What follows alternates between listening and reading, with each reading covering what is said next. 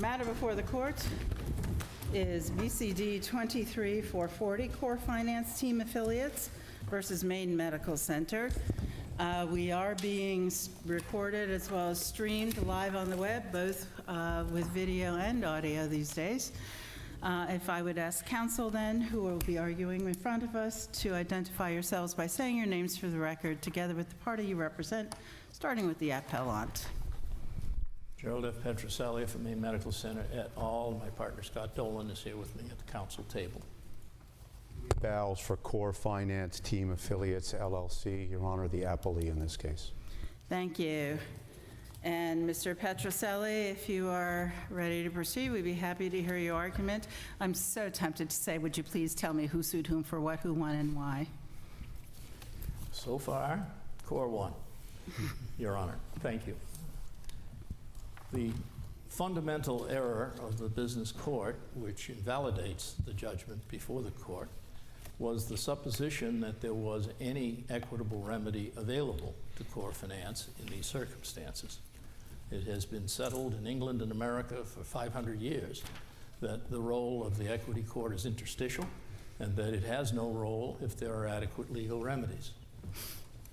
Certainly, Core thought it had an adequate legal remedy for breach of an express contract, which it lost. It also had, if it had any further remedies, another legal remedy in the nature of quantum meruit, which has been an action at law since the early 1600s, long before anybody from England set foot on this continent. It is not simply ancient learning. The Walco-Metroflex decision of this court in 2010 and several others cited on page 12 of the blue brief reaffirm the principle that where there's an adequate legal remedy, there's no equitable remedy. It's clear from Paffhausen, Bowden, Cummings versus Bean, and the Horton and McGehee treatise that quantum meruit is a legal remedy. Accordingly, the court was in error to conduct a separate non-jury trial after the jury's verdict. Among other things, that deprived the hospitals of their constitutional right to jury trial with respect to whatever litigation was going to occur between these parties. I think the one point I would like to emphasize orally here is the contract. There was a contract which carefully delineated the circumstances under which these hospitals could become legally obligated to pay a percentage fee. That's in attachment E to the engagement letter. It's in the appendix. None of those events occurred. There was no opt-in, and the jury's unanimous verdict so determined. There was never any contractual obligation to pay a percentage fee, but more to the point, the contract was designed to protect the hospitals from ever having to pay a percentage fee, because if they didn't take the opt-in steps, they were inoculated from a percentage fee.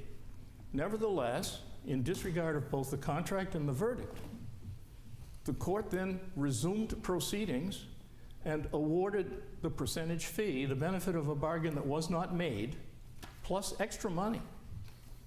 There was no legal basis for that, and therefore the judgment must be vacated. Moreover, the correct remedy in this court now is judgment for the hospitals, because Core waived the quantum meruit right, assuming it had one. So what should the mandate say? Judgment vacated, remanded for entry of judgment for the defendant hospitals with costs. But there's no denial of the fact that the work was done. Correct. And the hospitals benefited from it. Correct. And they tried to pay for it. They tried to pay for it? They tried to pay for it at the usual going rate, the rates they previously paid, the rate they would have cheerfully paid if Core would have accepted it. So did your opponent paint itself into a corner by waiving the quantum meruit possibility? I think that's where we are now, Your Honor, yes. And I think given the number of times and the enthusiasm with which the hospital's counsel attempted to clarify the situation for CORE and the court. There's no question that this was accidental or inadvertent or that they should be given some kind of a do-over. That was the strategy, was to avoid getting the standard payment that any vendor would have done this work for. Where do you think we would have been if they hadn't waived the quantum merit? Well, we'll never know, because it would have been tried to the same jury which said they didn't have a contract, but the most probable outcome, I'm guessing, And I'm just asking you where you think it might have ended up. it might have ended up with a jury verdict for $35,000 for CORE. But that's what they waived, to try to get more than $500,000. Wasn't the way to do this, though, to file a motion for summary judgment on the unjust enrichment claim? In other words, even before trial, your position was, regardless, I mean, obviously, if they succeed on contract, you don't get to it, and if they don't succeed on contract, you still can't proceed on unjust enrichment. I mean, you were saying that all along. Well, Your Honor, I think that was an option, but as the court has taught many times, the need to be careful about summary judgment. It doesn't take much in the way of a disputed fact to lose a summary judgment, and it is under Rule 12H2, could not be more clear that the issue of the legal insufficiency of the plaintiff's case is in order at the trial, and there was a motion for judgment as a matter of law at the close of the evidence, which is the only procedural requirement needed. Close of the evidence of the bench trial you're talking about? Or the jury trial? At the jury trial. Okay, but does that test the legal sufficiency of the unjust enrichment claim, which was thereafter tried in front of the judge? Well, Your Honor, the judge had no right to have another trial. It was over when the jury came back. That's the question before the court.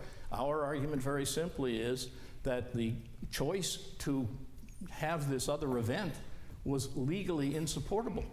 And now, the idea that the hospital somehow or other waived their undisputed right to make this challenge by not asking for summary judgment, which is hard to get, but the court did not waive this claim by aggressively refusing to litigate it, seems unbalanced to me, Your Honor.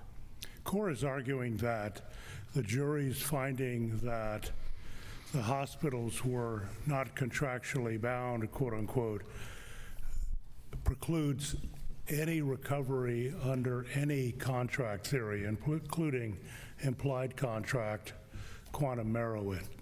How do you respond to that? Well, Your Honor, there are two responses. One argument which the hospitals are not making is that might be right. They might not get anything, because people lose these contract cases all the time, and that doesn't mean they get to go over to the equity side and get a do-over on the case they just lost. Or it means that because they lost the express contract, the remedy is to let them drop back to the lesser, in their view, correct in our view, remedy of the quantum merit.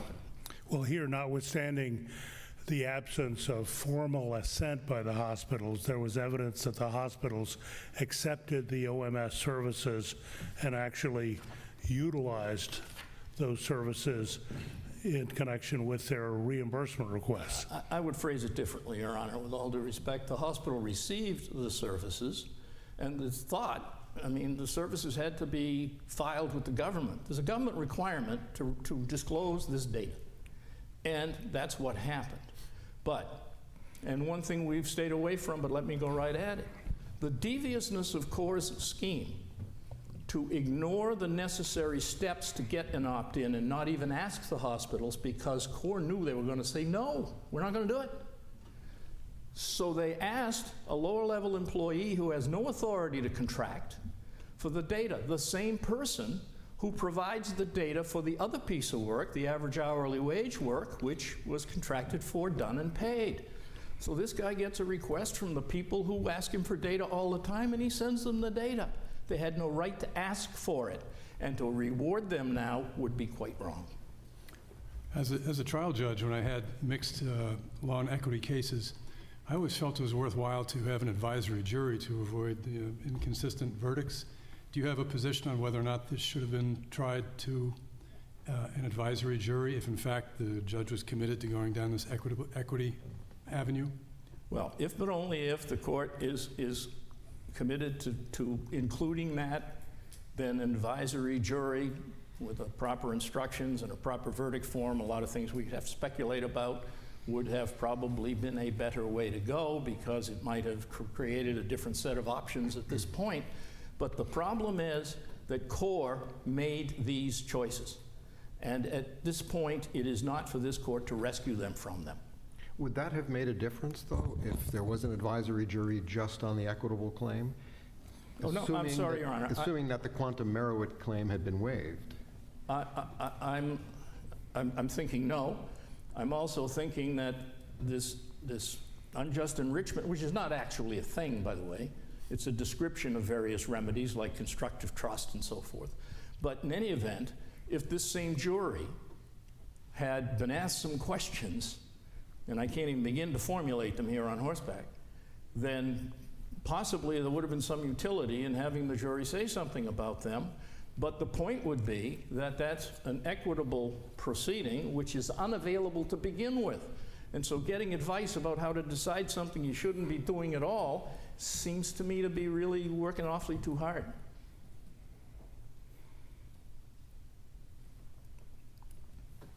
There don't appear to be additional questions. I would just like to say briefly, Your Honor, that the relevant legal history, which has been batted away by the other side, maybe I should have phrased that differently. It's hundreds of years of unanimous precedent in two countries, and that's the history. Thank you, Your Honor. Thank you. Mr. Bals. Please the court. Again, I'm Lee Bals. I represent CORE in this matter. This court should affirm the judgment of the business court in favor of CORE. As you have heard, the appellant's primary argument is that the business court erred by awarding judgment to the plaintiff pursuant to a theory of unjust enrichment. An appellant's argument is absolute. And what I mean by that is they characterize in their brief and in argument unjust enrichment as a legally impossible theory of liability in this case. They argue that the only two viable theories of recovery were legal theories, either breach of contract or quantum merit. And that argument, Your Honors, is flawed. To appreciate the flaw, we have to look behind their arguments on both the contract and quantum merit claims. First, both sides in this case concede that there was an express contract in this case. There's no dispute at all that the contract had two different components.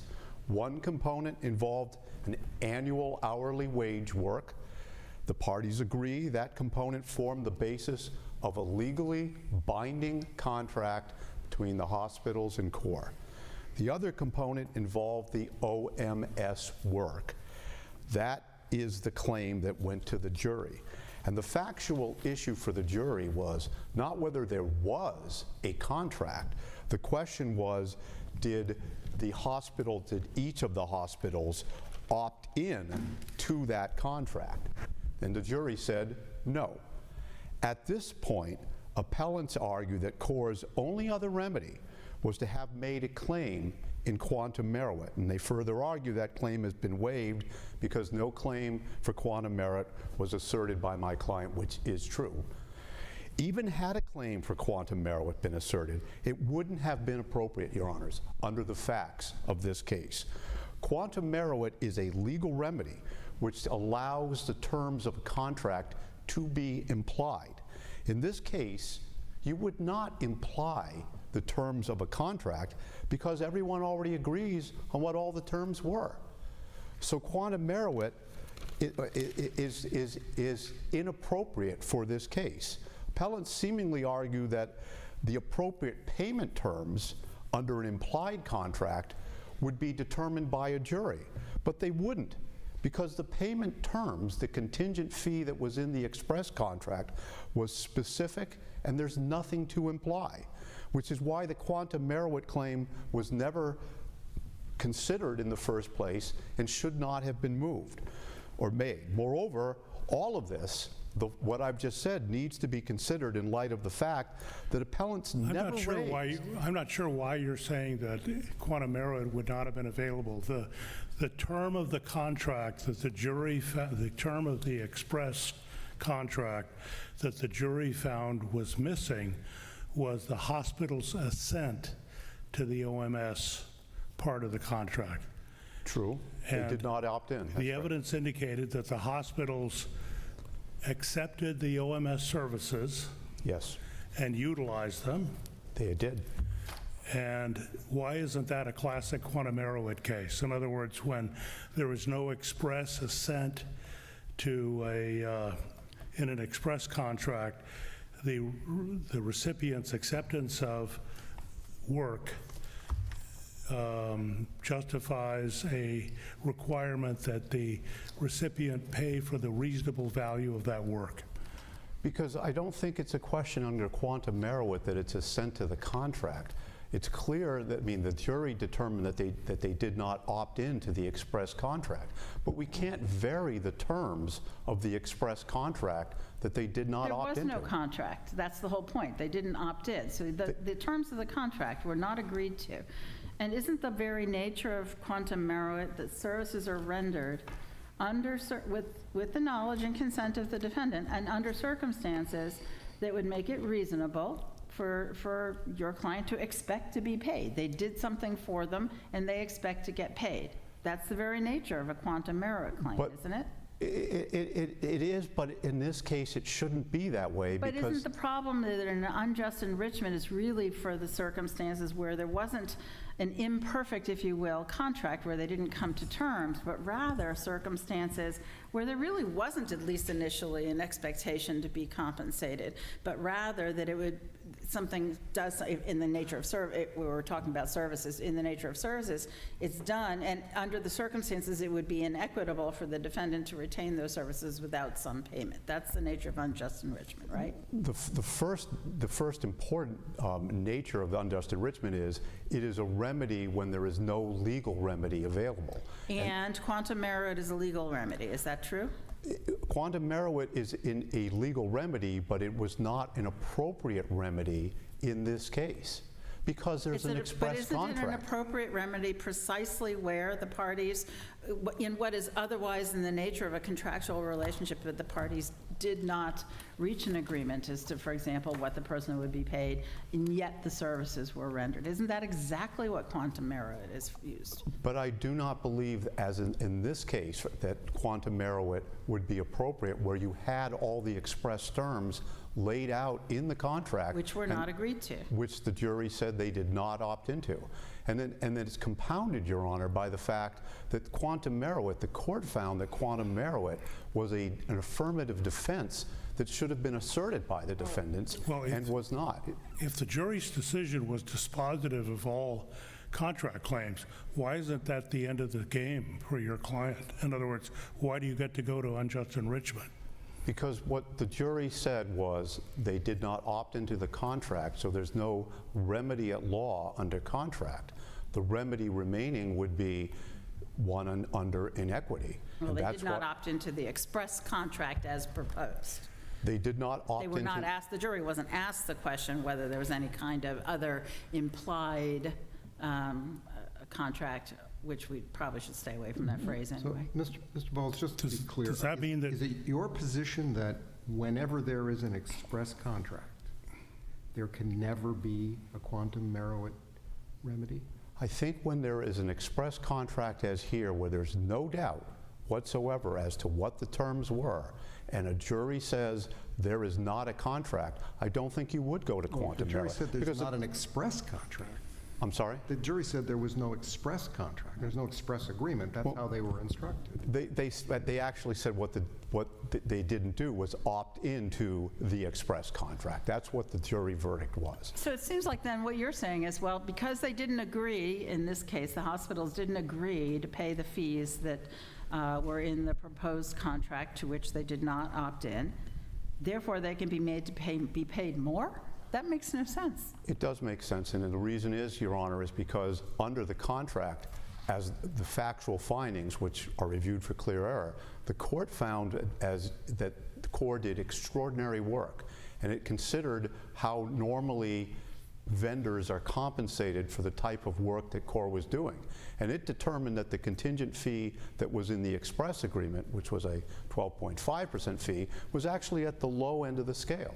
So under the unjust enrichment analysis for the court, the business court, the question was, what is the benefit that has been conferred upon the hospitals? And it's an extraordinary benefit, as the court found. It's close to $4 million. It's like $3.7 million was the benefit conferred. Can you just explain something for me in the record that I'm just not aware of? Were the hospitals aware of the fact that the OMS services were being done and they were getting the benefit along the way? Or was this something that came up sort of after the fact? No, I think they were absolutely aware, because that type of work, the OMS work, is discrete work from the annual hourly wage work, so they clearly were aware. There's no question. And so, I mean, that is something that they absolutely knew. So they accepted and retained that benefit? They accepted and retained the benefit, which was the reimbursement from the government. Absolutely, they did, yes. And Corps did not confer that multi-million-dollar benefit on the hospitals. They performed the service which conferred the benefit. Which gave them the calculations upon which to submit to get a greater benefit. Well, that's correct. I think you can't look at it in a vacuum, Your Honor. Well, I understand, but when you start talking about the benefit conferred in the context of unjust enrichment, I mean, they didn't confer, the Corps Finance didn't confer a multi-million-dollar benefit on the hospitals. In a way they did, because they performed the service, a unique service, which the court found again to be extraordinary, and without So that... Does that mean that you should have been paid multi-millions of dollars? No, because the question then becomes what, as to, in terms of the benefits conferred, what is fair? I guess you could argue, I wouldn't argue, that $3.7 million goes to Corps. That wouldn't seem to be an equitable result. The equitable result was, what benefit did you get? What benefit has been conferred? And the court found that the best way to measure that was on a contingent fee basis, not an hourly basis, which would where, if, you know, that's where a quantum merit analysis would arguably bring you. But I did want to finish the point that I don't think we should bypass the judge's point that if quantum merit was a defense that should have been, which was an affirmative defense that should have been asserted and could have been asserted. The defendant. How is that an affirmative defense that had to be asserted? Well, it's an affirmative defense because the argument would have to be, there's no express contract here. That they have been consistent upon that, but there's some compensation that is due. Why isn't that a second count in your complaint as opposed to an affirmative defense? Because we were not making the quantum merit claim, because I don't believe it would have been appropriate, Your Honor, where there's an express contract. So you think the existence of an express contract in any circumstance precludes the assertion of a quantum merit claim? I think that in this case, I think it does, and I think generally it could, yes.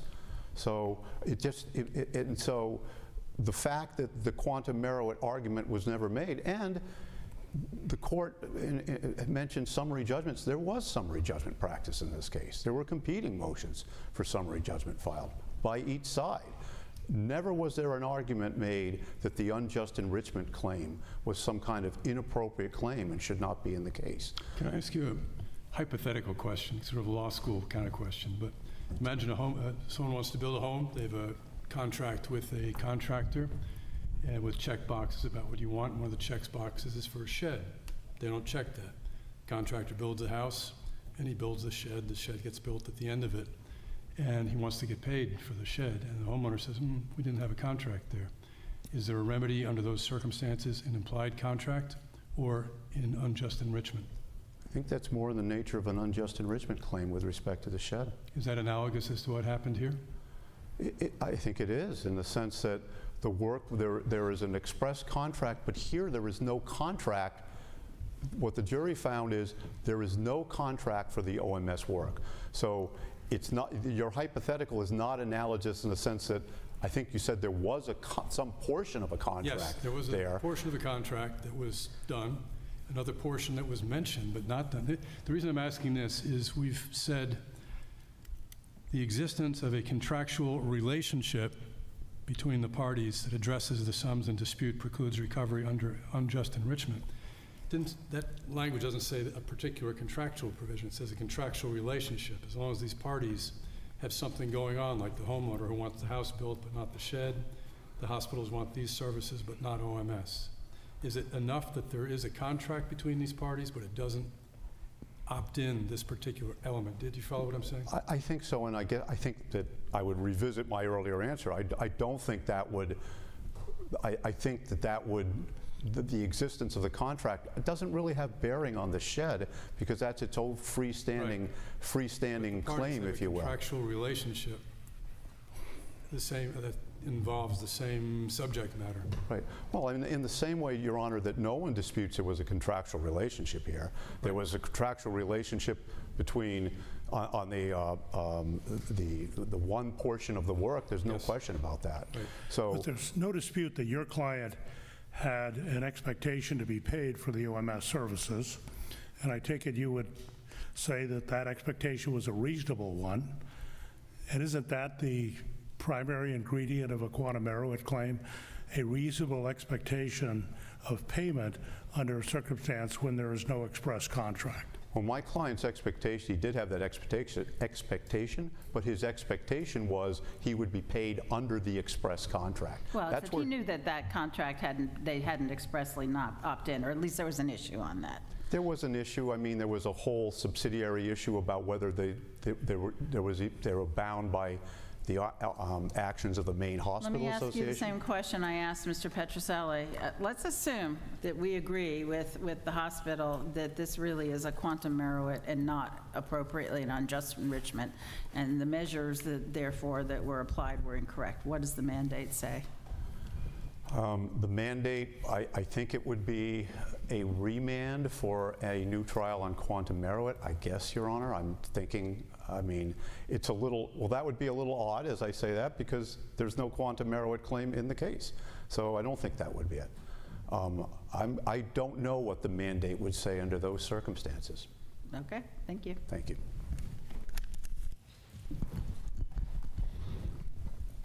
Obviously, there was no quantum meruit claim in the case, and it is nobody's affirmative defense to do anything about the plaintiff's pleading choices. Rule 12H2 and Rule 8 and Rule 12 make all of that clear.